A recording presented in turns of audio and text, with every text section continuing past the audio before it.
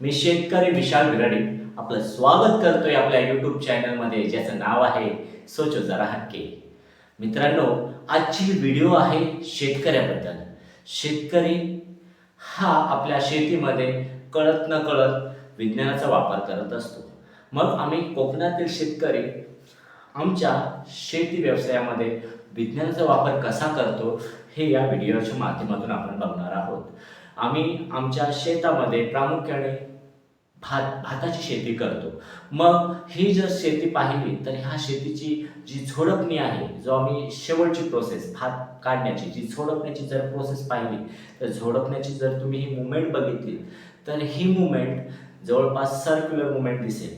म्हणजेच ह्या मुवमेंटने होणारे दोन फायदे, शेतकऱ्याला होणारे दोन फायदे तुम्हाला काय दिसतील तर भात हा तिथे अंथरलेल्या त्या स्क्वेअर शेप चौरसाकृती खळ्याच्या बाहेर भात जाऊ नये म्हणून ती मुवमेंट सर्क्युलर मुवमेंट आहे किंवा गोल मुवमेंट आहे. मग ह्या मुवमेंटमध्ये फायदा काय होतो तर हा भात त्या स्क्वेअरच्या बाहेर जात नाही. जर सरळ सरळ जर झोडपला तर भात तो एकतर समोर किंवा मागे मागे फेकला जाईल. मग ह्या मुवमेंटने काय होतोय, ही जर सर्क्युलर मुवमेंट आम्ही वापरतोय ह्या मुवमेंटने काय होतंय तर भात खळ्यामध्ये राहतोय. आणि दुसरा होणारा फायदा हा जर तुम्ही बघितलं तर ही जी मुवमेंट आहे, एखादा पैलवान आपल्या आखाड्यामध्ये व्यायाम करत असताना जी मुवमेंट करतो ती मुवमेंट आणि ही मुवमेंट जवळपास सारखी वाटेल. म्हणजेच ह्या मुवमेंटचा शरीराला कोणताही तोटा होत नाही. हा फायदा आहे. दुसरी गोष्ट जर तुम्ही बघाल तर हा झोडलेला भात जो बांधला जातोय पेंढ्याने. पेंढा म्हणजेच उरलेला त्या भाताचा भाग. मग हा पेंढा काय करतोय तर हा पेंढा बांधण्यासाठी जी ग्रीप मिळते ती चांगली मिळते. म्हणजेच पेंढा जर आपण दुसऱ्या कोणत्याही दोऱ्याने बांधायला गेलो तर तो सुटणार आहे. मग ह्या पेंढ्याने जर बांधला तर त्याच्याने फायदा असा होतो की गुराला जेव्हा आम्हाला पेंढा घालायचा असतो चारा म्हणून तर आम्ही हा ओपन करून त्याला घालतो. म्हणजेच तो दोरा जर दोऱ्याने बांधला तर दोरा बांधण्यासाठी आणि सोडण्यासाठी लागलेला वेळ प्लस तो दोरा निकामी होणार आहे. पण हा जर पेंढा आम्ही वापरला तर पेंढ्याने होतोय काय, गुराला जेव्हा आम्ही तो पेंढा घालतोय तर तो पेंढा पूर्णपणे उपयोगी येतोय.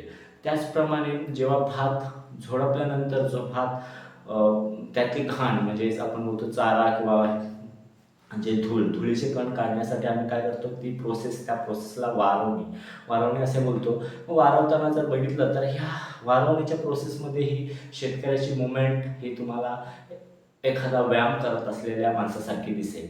म्हणजेच ह्या मुवमेंटने जर दिवसभर जरी शेतकरी शेतामध्ये काम करत असला तरी त्याला कोणत्याही प्रकारचा त्रास किंवा शारीरिक त्रास जाणवत नाही. किंबहुना तो शेतकरी जर अशी कामं करत असेल किंवा आम्ही जेव्हा शेतामध्ये काम करतो तेव्हा आम्ही शेतावरून जेव्हा बाहेर येतो किंवा दुसऱ्या दिवशी एक असं कुठल्या तरी व्यायामशाळेतून किंवा कुठल्या तरी जिम करून आल्यासारखं आम्हाला फील होतो. म्हणजे जो शरीराला पाहिजे तशी मुवमेंट आम्ही करतो.